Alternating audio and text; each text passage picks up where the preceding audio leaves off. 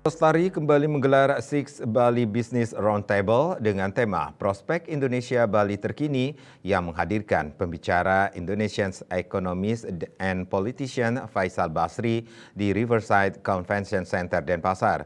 Pengamat ekonom yang juga politikus asal Indonesia itu memprediksi jelang pemilu 2024 pertumbuhan ekonomi terancam menurun.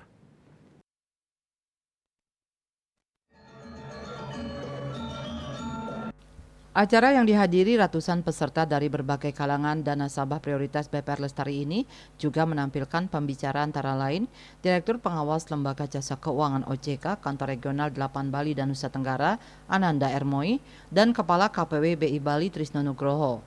Faisal Basri mengungkapkan jelang pemilu 2024 ini sampai triwulan 1 pertumbuhan ekonomi tak beranjak lebih dari 5%, padahal janji pemerintah bisa 7%. Dalam kenyataannya pertumbuhan ekonomi lambat, angka 5% tidak terlalu buruk namun tak cukup untuk mengatasi berbagai masalah yang dihadapi seperti lapangan kerja, kemiskinan dan lain-lain. Sepertinya tak banyak yang bisa dilakukan tahun pemilu ini. Ia juga melihat banyak program pemerintah yang tak jalan. Ada 15 jenis industri, 7 itu kontraksi, minus pertumbuhannya tahun ini Januari-Maret. Industri peranannya di dalam PDB turun mencapai level terendah tinggal 18,3%. Faisal menambahkan tugas bank menyedot dana dari masyarakat lalu menyalurkan kredit.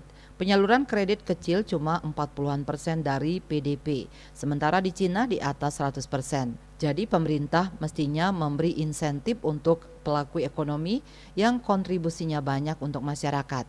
Di sisi lain Faisal memuji inflasi yang rendah sekarang ini, sebab inflasi yang turun ini mendorong penurunan suku bunga. Sampai triwulan 1 tahun ini, itu pertumbuhan ekonomi tidak beranjak dari 5%-an.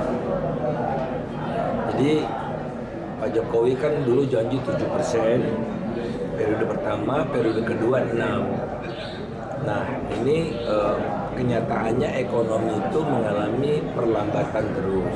Tapi 5 pun tidak buruk sebetulnya, karena rata-rata dunia cuma 3. Tapi 5 itu tidak cukup untuk mengatasi masalah-masalah kemiskinan, lapangan kerja. Jadi 5 tidak cukup. Jangan puas dengan 5. Sementara itu, Direktur Pengawas Lembaga Jasa Keuangan OJK Kantor Regional 8 Bali dan Nusa Tenggara, Ananda Ermoi menjelaskan, dari sisi perbankan, DPK, dana pihak ketiga tumbuh cukup bagus di angka 20% YoY. Namun, kredit hanya tumbuh 3%. Demikian pula LDR masih rendah di bawah nasional.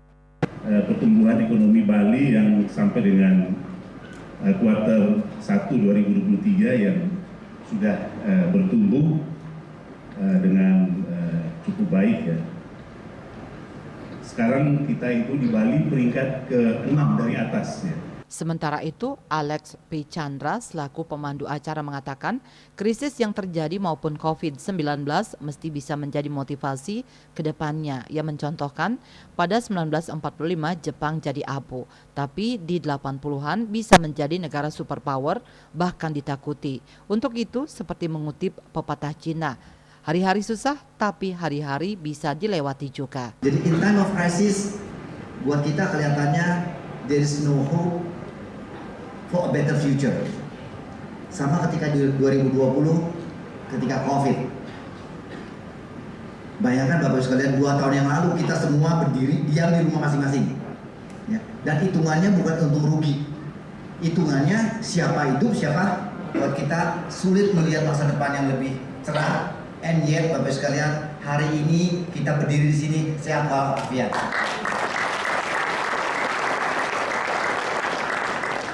And berharap untuk masa depan yang lebih baik. Ray Swantara, Bali TV.